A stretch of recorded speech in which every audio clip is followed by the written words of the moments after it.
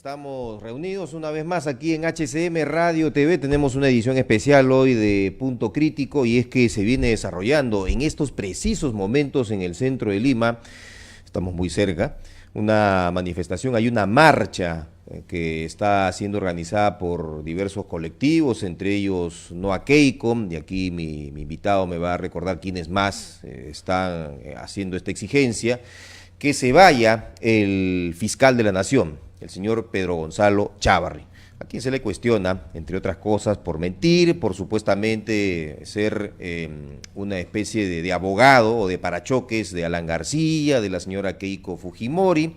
El fujimorismo, ustedes han visto, la bancada defiende con uñas y dientes la permanencia del señor Chávarri en el Ministerio Público. Y sus defensores señalan, a ver, ¿cuál es el delito que ha cometido el señor Chávarri? Más allá de haber mentido, y esta mentira hay que entenderla en su contexto, pues lo que dijo la señora Keiko Fujimori hace algunos días, ¿no?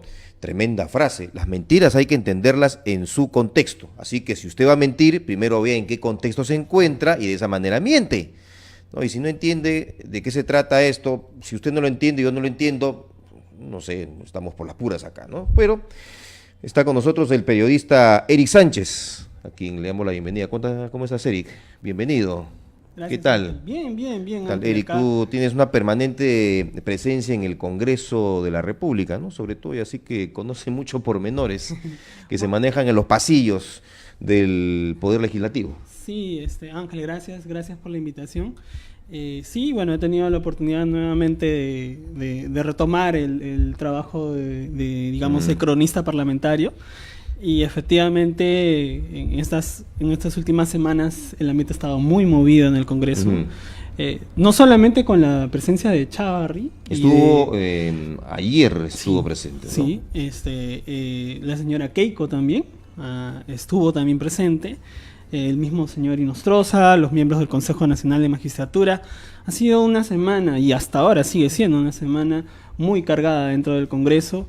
Y el día lunes estuvo presente, el día lunes fue el día, hace 2 días exactamente, ¿no? Sí. Empezó todo con la presencia de la señora Keiko Fujimori, que estuvo un poquito más de 20 minutos, y una seguridad impresionante, ¿no? Se pusieron vallas de metal, los periodistas no podían transitar por lugares por los cuales es muy acostumbrado a hacerlo, una seguridad que no se ve, y lo decían muchos, ni siquiera cuando asisten jefes de Estado de otros países, cuando se produce la llamada transferencia de mando, ¿no? Sí, en realidad sí. Curioso, ¿no? Eso sí, es curioso. En algún momento también lo comenté ahí en pleno pasillos del Congreso. Pero ¿sabes qué refleja eso? Permíteme la interrupción. Refleja el aislamiento en la que se encuentra la propia señora Fujimori. Es un aislamiento al cual está sometida por sus propios asesores. Por eso es que tú la ves, y lo ven todos ustedes, o la ven, que ella sale en estos mensajes a veces mal hechos, mal editados, con un contenido que no se sostiene, digamos, en los términos coyunturales que amerita la situación, y con respuestas muy cortas a determinadas preguntas que hacen los periodistas, a quienes no se les permite preguntar más. Eso pasó ese día en el propio Congreso también, o asiste a determinadas entrevistas en ciertos medios con los cuales ya inicialmente se ha también pactado, se ha estructurado un modelo de entrevista, obviamente, ¿no? Porque la señora no tiene la capacidad para extenderse en una respuesta ni salir de las preguntas incómodas. Claro, pero sucede algo curioso también, Ángel, y permíteme por eso digo, está aislada la señora. Creo que de alguna manera también se ha informado, como te decía hace un rato. Creo que a veces la información que llega del Congreso no necesariamente es totalmente cierta, ¿no? En el sentido de que es cierto, hubo un resguardo inusual, y eso nadie lo niega, pero el que estuvo 20 minutos creo que no es tan exacto, fue un poco más. Pero menos de media hora fue. No, desde que llegó estuvo, en la comisión habrá estado no más de 20 minutos, menos de media hora, entre que llegó y que salió, obviamente, pues ha sido mucho más tiempo, ¿no? Del Congreso. Pero me refiero yo a su presencia específica en la subcomisión de acusaciones constitucionales. Claro, como te digo, es un asunto que, digamos, minutos más, minutos menos, puede ser, de repente, pero lo importante es que en el momento de la digamos, de la conferencia de prensa, y ahí sí también quería hacer justamente el alcance, curiosamente esperó preguntas y sí, y le hicieron varias preguntas de diferentes medios, respondió muchas cosas. Entre ellas creo que en ese momento lo más importante era no solamente el tema de la vacancia. Claro, el tema de la vacancia, sino además el tema de Cavazza, ¿no? Y el asunto de Cavazza, que ponía pues de vuelta digamos, a Peruanos por el Cambio. Y esta supuesta intención que tiene el fujimorismo de quererse vacar al presidente, ¿no? Y de querer de alguna manera decir que las elecciones fueron truchas, no fueron tan limpias como parecían. Toda esa discusión se dio con la señora Keiko Fujimori en el Congreso, con el señor Gilbert Violeta declarando en los pasillos y hablando de esta intención del fujimorismo, ¿no? Y en ese momento, pues, digamos, también la discusión que daba el presidente en estos últimos días con este asunto de trabajar para sacar a los corruptos, que de alguna manera es como llamar al Congreso también corrupto. Pero mira cómo le han devuelto la situación, ¿no? Utilizan sus mismas palabras, las del presidente. Él dice, yo no me reúno con corruptos, y sin embargo le han dicho, ¿y cómo que no te reúnes con corruptos? ¿Y qué has hecho al reunirte con Pedro Pablo Kuczynski? Claro. Es que los defensores de Kuczynski dicen, no, pero ¿qué le van a probar? Si hay delitos, si los ha cometido, fueron en el 2005, 2006, ya prescribieron. Está bien, pero utilizamos la misma lógica que con Alan García. O sea, sus delitos, si los cometió, prescribieron, no hay posibilidad de poder acusarlo, de abrirle un expediente y etcétera. Es lo mismo que están utilizando con Pedro Pablo Kuczynski. Entiéndase eso. Yo cometo un delito, pero pasa el tiempo, soy bien bacán, permítame el uso y esta licencia folclórica de nuestro vocabulario. Hago pasar el tiempo, el delito prescribe, pero eso no quiere decir que yo sea inocente, claro. O sea, que no haya cometido. Claro. Soy inocente ante la justicia porque se presume como tal, dicen, claro. Pero nunca hubo la oportunidad de someter a un proceso judicial a este señor y determinar si fue culpable. Exactamente. ¿No? Exactamente. Queda siempre la duda. Claro. Y de alguna manera también el asunto del descrédito, porque es un descrédito que tiene el Congreso y también el Ejecutivo, porque nos hemos puesto en una dicotomía, ¿no? En el sentido de que o es el Congreso el peor de los lugares o es el Ejecutivo el peor de los lugares. Y creo que las dos lecturas para mí llegan a ser incorrectas, porque es cierto, hay en las instituciones gente que no debería estar, y es definitivo que no deberían estar, pero también si caemos en los tremebundismos y pensamos que tenemos que nuevamente refundar la República, ya empezamos de repente a hacer ciertas cosas, allí resuena como un eco frecuente la frase de que se vayan todos, ¿no? Y que la anda promoviendo el congresista Johnny Lescano, que es uno de sus más entusiastas promotores, ¿no? Ya está bien que se vayan todos, ¿y quiénes van a venir? Claro. El que se vayan todos fue en la época de Fujimori, ¿se acuerdan? ¿Se acuerdan? ¿Quiénes vinieron luego? ¿Quiénes vinieron? En Argentina se hizo lo mismo también, que se vayan todos, se fueron todos. ¿Quiénes vinieron? Los Kirchner. ¿Cómo está Argentina en estos momentos? Exactamente. Claro. Las consecuencias de esos malos gobiernos, pésimos, corruptos gobiernos de los Kirchner, la están pagando todos los argentinos, porque pidieron que se vayan todos. Claro. Y por ejemplo, ahora, actualmente, ¿no? Hace un ratito estábamos conversando acerca de esta marcha que hay, claro. que en estos momentos está en la avenida Bancay en estos momentos. Sí, está haciéndose por Chávarri, ¿no? La gran discusión, como decías tú, ¿no? De cómo el fiscal debería o no debería mantenerse en su cargo. Hoy, en una entrevista exclusiva en Radio Exitosa, el señor Chávarri respondió las preguntas que le hizo en este momento. Curioso, ¿no? Y él llamó, tengo entendido, ¿no? Llamó a la producción, salió en el programa de Nicolás Lucar, sí. Porque aprovechó el instante que estaba allí Benedicto Jiménez y otro ex miembro del GEIN, recordando los 27 años de la captura de Abimael Guzmán. Justamente es hoy también, ¿no? Es una fecha importante.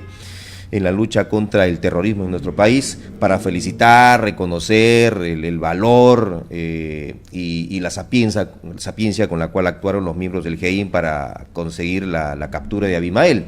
Y recordar que él también fue un fiscal, ¿no?, que luchó contra el terrorismo activamente desde el cargo que ocupaba en el Ministerio Público. Exactamente. Y en ese momento justo Lucar aprovechó el momento para lavar su imagen un poco, ¿no? Claro, pero justo también en ese momento la pregunta era elemental, ¿no? El hecho de que cierto grupo de fiscales habían firmado para que el señor Chávarri deje su cargo, y en ese momento sale la pregunta y él en pocas palabras dijo, bueno, esto yo no voy a hacer nada que no defina el Congreso. O sea, se manda la pelota a la cancha del Congreso, en donde todo hace indicar que no va a pasar nada, en el sentido de que a Chávarri no veo al fujimorismo. No le entran balas en este momento. Él ha dicho de que mi permanencia depende del Congreso de la República. Bueno, es literalmente lo mismo, ¿no? Porque tú ves que la mayoría, el fujimorismo más el APRA, no quieren que el señor Chávarri se vaya, que deje su cargo. Y es más, si tendría que haber un cambio en el Ministerio Público, se está pidiendo que se vayan todos también, ¿no? Que se vayan en pleno los 5 miembros de la Fiscalía de la Nación. Cosa muy complicada, porque yo lo veo de esta forma: nos quedamos sin Ministerio Público y todos los casos que se van a frenar. No, tampoco podemos exigir eso. Por eso me parece exagerado, y es ir de un extremo al otro, el pedir que se vaya el fiscal y que se vayan todos los demás miembros, o que asuma uno de ellos. El anterior, el señor Sánchez Velarde, dice que no quiere saber nada ya. No, él no quiere, ya no quiere. Pero sin embargo es el que está empujando. Hace poco ha pedido y ha exigido una vez más, ¿no?, que renuncie al cargo. Entonces el señor, lo cual marca evidentemente esa línea en la que se define en estos momentos entre derecha e izquierda, o como usted lo quiera ver, verde, rojo, el color que le guste, en el que se encuentra el Ministerio Público. Esa pugna de poder interno, ¿no?, que tanto daño le hace a la institución y le está haciendo daño a todos nosotros. Claro. ¿Y cómo es precisamente esa situación? Entendemos el malestar en realidad de la gente, se entiende que estamos indignados por la corrupción que hemos visto con los audios, corrupción que sabíamos que existía y que ahora ha sido más evidente. Sin embargo, también de alguna manera los mensajes que piden que se vayan todos y que refundemos nuevamente la República, no me parece de repente, para mí por lo menos, lo más adecuado. O sea, para ti no debe irse Pedro Chávarri. No digo eso, lo que estoy diciendo es que de repente... ¿Te parece Jenny Vilcatoma? O sea, ¿dices o no dices? Porque le preguntaba a la señora Vilcatoma en la mañana, cuando el presidente del Poder Judicial mencionó de que ella se había opuesto dentro de una reunión importante que tenían con los demás jefes de otros poderes del Estado, instituciones importantes. Ella se había opuesto a que se ventile el tema de la eventual salida del señor Pedro Chávarri. Claro. Y ella le preguntaba, pero usted, ¿por qué defiende al señor Pedro Chávarri? Usted no quiere que se vaya el señor Pedro Chávarri. No se trata de eso, sino de que el gobierno o los que quieren que salga, quieren colocar un fiscal a la medida, dicen, ¿no? Claro. Pero usted quiere que se quede o que se vaya. Lo que sucede, ahí hay precisamente una discusión. Ahí hay una discusión. Lo que sucede es que estamos confundiendo lo que son las personas con las instituciones. Y eso es lo que precisamente decía. No se trata de defender al señor Chávarri y decir que no se vaya, que se quede, que se mantengan en el Ministerio Público. Porque de verdad, o sea, que salga o que no salga Chávarri, para mí es igual. Lo que a mí me interesa es que el Ministerio Público pueda ser un ente que realmente pueda hacer las investigaciones que no se hicieron, por ejemplo, en la época en la que estaba el señor Sánchez. Y eso es independientemente de que si estuvo o no el señor Chávarri. En estos momentos, tú lo sabes muy bien, en Brasil están recibieron la información, claro, están recibiendo toda la información. Eso no lo habíamos visto por lo menos hace un año y medio atrás. Allá está el fiscal Rafael Vela, acompañado de José Domingo Pérez y otros dos fiscales más. Que han estado ya entrevistándose con directivos de Odebrecht. O sea, eso es algo que se resalta. Exacto. Y quienes defienden la presencia o el que se mantenga en el cargo, Pedro Chávarri, dicen, él ingresó, no perdió tiempo, hizo los cambios necesarios, hizo la fusión de grupos Exacto. que estaban dispersos, cada uno trabajaba por su lado, no había coordinación de ningún tipo, que es lo que pasaba con el señor Hamilton Castro y compañía, y ahora las cosas comienzan aparentemente a dar resultados, y eso está muy bien.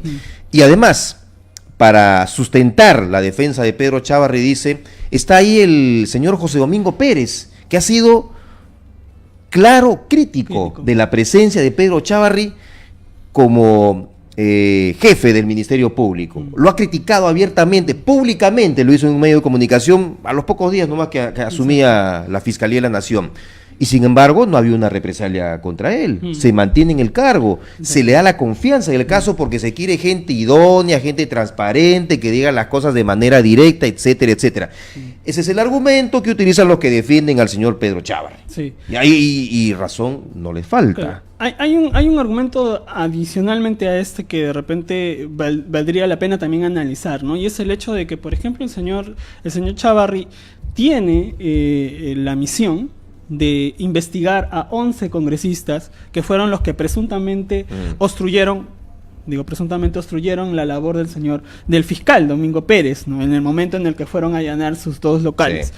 Él tiene la responsabilidad de investigar a los congresistas fujimoristas y de alguna manera demostrar si es que efectivamente pues es un servidor del fujimorismo, como se le llama, o es que efectivamente tiene que hacer su trabajo, ¿no? Donde tiene que demostrar que efectivamente no se casa con nadie, porque esa es la idea de un fiscal, no casarse con nadie, si es fujimorista, si es aprista, si es del Frente Amplio, con nadie, es ahí donde tiene que demostrar que efectivamente es independiente, ¿no? Ahora, el asunto de la discusión de los proyectos enviados por el presidente de la República se van a centrar en el Congreso, básicamente en las reformas del sistema de justicia. Exacto. Y en la nueva conformación del Consejo Nacional de la Magistratura, porque el señor Salaverry ha dicho, no hay apuro para la reforma política, la bicameralidad, la no reelección de congresistas, el financiamiento de partidos políticos y otros detalles, hay tiempo para eso, lo vemos más adelante, por favor, no nos molesten. Pero justamente eso es lo que atrae, ¿no? Ese es el gancho con el cual el presidente nos ha vendido este producto que se llama referéndum. Sí. Porque la gente no sabe qué cosa es el Consejo Nacional de la Magistratura hasta ahora. Bien, se han enterado que existía esa institución, que es la que se encargaba de evaluar, nombrar, destituir, sancionar, etcétera, a jueces y fiscales supremos. Y nombrar también al jefe del RENIEC y de la OMPE. Y ahora el Congreso parece que también quiere nombrar a estas dos personas, ¿no? Que ha sido duramente criticado también, un proyecto presentado por por una de las integrantes de Fuerza Popular. Sucede justamente que esta discusión que hay de si es que el Congreso se está demorando... ¿Cuál va a ser la respuesta del Ejecutivo ante esta afirmación ya hecha por el señor Salaverry, ¿no? ¿Qué esperamos? ¿Cuál va a ser la reacción del presidente? ¿Va a salir nuevamente a pechar, a exigir al Congreso? Es lo más probable, ¿no? Porque creo que el presidente ya ha sido, desde en realidad desde el 28 de julio hacia adelante, ha tenido un discurso confrontacional con el Congreso, y el Congreso de alguna manera también le ha respondido en ese mismo nivel, por así decirlo. Ayer lo escuchamos al señor Mulder decir que si es que quería una guerra, que él tendría que definir si es que quiere o no una guerra, ¿no? Lo que da a entender que efectivamente si va a recibir algún tipo de respuesta la va a tener. Hay una pregunta en las redes de Pablo de Jesús Carranza Espinosa, que nos dice, así es, Pablo de Jesús Carranza, creo que lo conoces, ¿no? Sí, bueno, ahí nos dice un saludo para ti, Pablo. Dice, quiero hacerles una pregunta. ¿Creen ustedes que la propuesta de la no reelección de los congresistas tendrá consecuencias favorables para el Parlamento? Qué buena pregunta. Y te voy a responder, Pablo, y ahora que un saludo también de paso a ti. Es curioso, mire, es muy curiosa la pregunta porque, para empezar, el proyecto de ley que ha presentado el Ejecutivo, todo el mundo ha entendido que la reelección de parlamentarios, lo que no quiere la gente es que exista la reelección de parlamentarios. Sin embargo, lo que todavía el Ejecutivo no ha sabido explicar, aunque ya el ministro lo ha dicho de alguna manera, es que lo que están buscando es la no reelección inmediata, ¿no? Entonces, ¿qué sucede? Que los congresistas pueden elegirse hasta 2 veces y después ya no más. ¿no? Entonces, es eso lo que está Es pasando. que yo estoy de acuerdo que los congresistas se reelijan. Ya, por lo menos permitirles una reelección.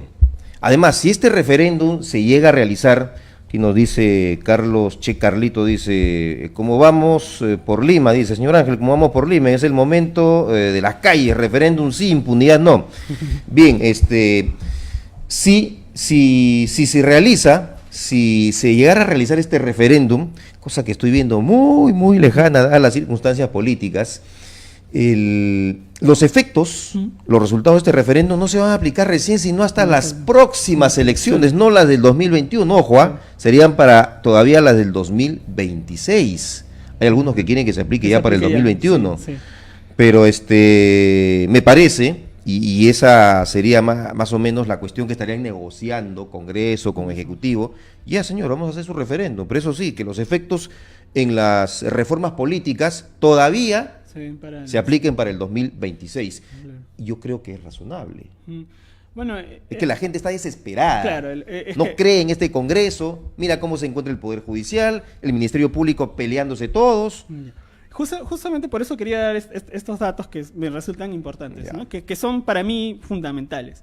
La gente no quiere la reelección de los congresistas, eso está claro, no quiere la reelección de congresistas, pero el Ejecutivo no está diciendo o no está dando el mensaje de que se puede permitir 2 veces a elegirse a un congresista. Hace un rato dije reelección inmediata, no, es reelección indefinida, esa es la palabra exacta. Eso es lo que en estos momentos está vigente. Eso es lo que está vigente.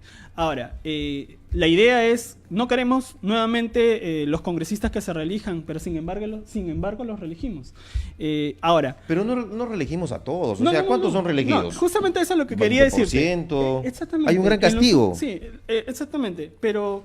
Precisamente, ese es el detalle que te iba a decir. Hasta a Jorge el Castillo se le castigó el anterior periodo presidencial. Eso es lo que justamente quería decir. Hacía digamos, la investigación respectiva, y en los últimos 15 años no pasa el 20%, o sea, no pasan de 20 congresistas los que suelen ser los que se reeligen, ¿no? Y entonces uno se dice, pero no queremos que nuevamente esté Mulder, no queremos que esté nuevamente Lescano, no queremos que esté y los elegimos. ¿Quiénes los eligen? Exactamente. Bueno, en el APRA pues hay un enorme grupo que elige también a sus representantes, obviamente, pero no solamente son los apristas, los militantes como tal, tú ves cómo está el APRA también en estas circunstancias. Sí. Ahora que Alan García dice que vuelve, yo no sé si para bien o para mal del APRA, ya ustedes saquen sus propias conclusiones, pero ahí está el detalle, o sea, ¿quiénes reeligen a estos congresistas que no queremos que vuelvan a ser parlamentarios? Son los propios electores. ¿Tenemos una comunicación, un enlace en este momento?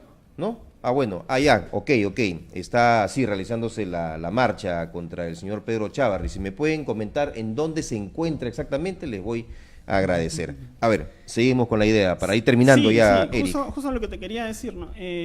Este detalle de la reelección de los congresistas, creo que lo decía hace unos minutos, el mensaje todavía no ha llegado muy bien. Creo que el Ejecutivo debe ser un poco más honesto y más franco en decir qué es lo que realmente se le está planteando digamos, a la población. La población, si le preguntamos, van a decir efectivamente que ya no quieren congresistas que se reelijan, y si finalmente se tiene que dar de esa manera, que se dé porque es lo más justo, que se dé a través de un referéndum, que se pueda explicar como corresponde, y que finalmente la gente decida, ¿no? Si realmente eso es lo que se desea, pero que con un mensaje verdadero y un mensaje que no tenga un doble lenguaje, ¿no? Que es un poco tirado hacia el populismo más que hacia la verdadera razón de fondo, ¿no? Así es, antes de terminar, lo decíamos en algún momento de esta conversación, hoy estamos también recordando, y creo que merece alguna reflexión breve nada más, los 27 años de la captura de Abimael Guzmán Reynoso. Sí. ¿No? Temprano escuchaba al señor Benedicto Jiménez, el coronel Benedicto Jiménez, que es uno de los integrantes del Grupo Especial de Inteligencia, el GEIN, ya desactivado, pero que dio resultados. Lo gracioso de esto, y se lo han espetado en el rostro digital del Twitter a la señora Keiko Fujimori, de que saludó, ¿no? Recordar esta fecha, siempre condolerse también con las familias ¿no? Que perdieron a sus seres queridos.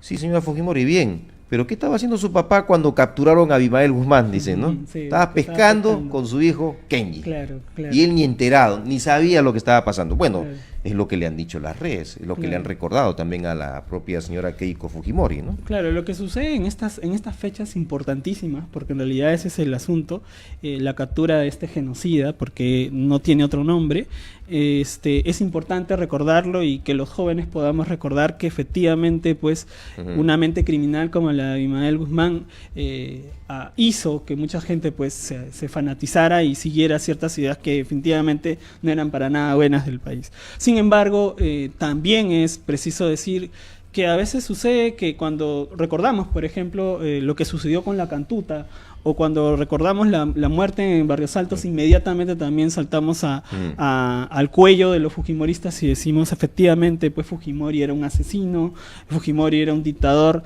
y bueno, es el mensaje que se suele dar, y creo que precisamente ese es el impedimento que se ha dado durante muchos años de poder encontrar definitivamente una reconciliación entre los peruanos, ¿no? Creo que tenemos que ver la historia ya desde una forma ya no tan apasionada, en el sentido de que ellos eran los buenos, ellos eran los malos, sino verlo de una manera real, concreta, definitiva, y no decir unos fueron santos y otros fueron malos, ¿no? Yo creo que se cometieron atrocidades en ambas partes y no se puede estar, digamos, en un recordar con cólera, un recordar con odio, hechos que definitivamente fueron Es que esa falta justamente de información, de involucrarnos en la historia reciente, y ya para ahora sí finalizar, es lo que ha deformado la idea, la historia, y una historia de hace pocos años nada más, de lo que vivió nuestro país en la mente de muchos jóvenes. Exacto. Que no saben ni reconocen quién es Abimael Guzmán, o piensan pues que es un gran líder, un luchador, un héroe, ¿no? Y está injustamente encarcelado de por vida,